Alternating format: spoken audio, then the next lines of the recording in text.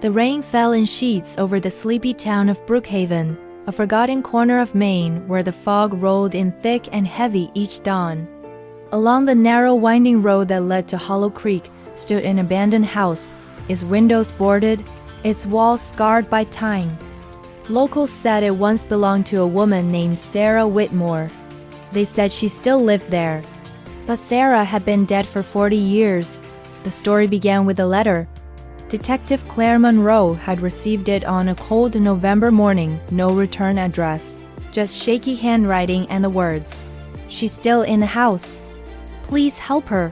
Most officers laughed it off, another small town ghost tale, but Claire couldn't ignore it. There was something about the way the words looked desperate, written in smudged ink and trembling strokes. She drove to Hollow Creek that afternoon. The house stood at the edge of a dense forest, the creek behind it whispering softly through the fog. The front gate creaked as she pushed it open. The yard was overgrown, filled with rusted garden tools and a single wooden swing swaying in the wind. A sense of loneliness hung in the air so heavy it made her chest tighten. Inside, the house was frozen in time. Dust-covered furniture, faded wallpaper, and an old piano with yellowed keys. On the mantel, she found photographs of Sarah as a young woman, smiling beside a man and a little girl. But something about the photos was off. In each one, the man's face had been scratched out with a knife. Claire opened her notebook.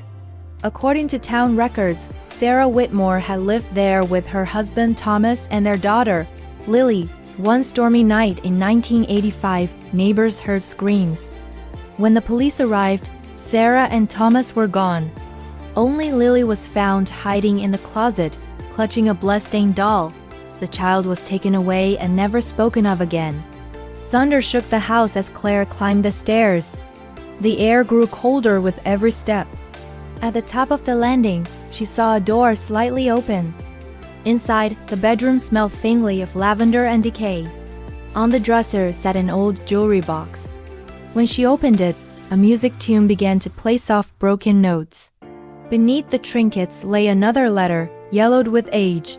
It read, asterisk, "He's coming for me tonight. If anyone finds this, please protect Lily. The creek hides more than water, asterisk." Suddenly there was a creak downstairs. Claire's pulse quickened. She drew her flashlight and moved toward the sound. The living room door, once shut now, stood open. Through it, she could see the back porch and beyond it, the creek glimmering under the moonlight. As she stepped outside, her light caught something buried near the edgewood splinters, sticking out of the mud. She brushed away the dirt and gasped. A coffin, half rotted. Inside were two skeletons, one small, one adult. A wedding ring clung to one bony finger. Sarah and Lily. Then she heard a voice, soft, trembling, coming from inside the house. "Please don't leave me." Claire turned sharply, light shaking in her hand.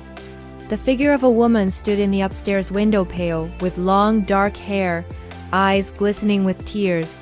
Sarah. For a moment their eyes met, and Claire froze. The figure vanished. She ran inside, heart pounding.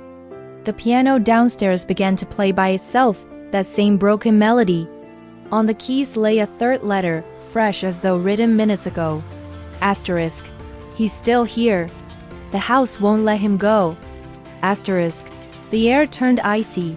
The smell of smoke filled the room. And then she saw it, the faint outline of a man standing in the doorway, charred, his face unrecognizable. He reached toward her.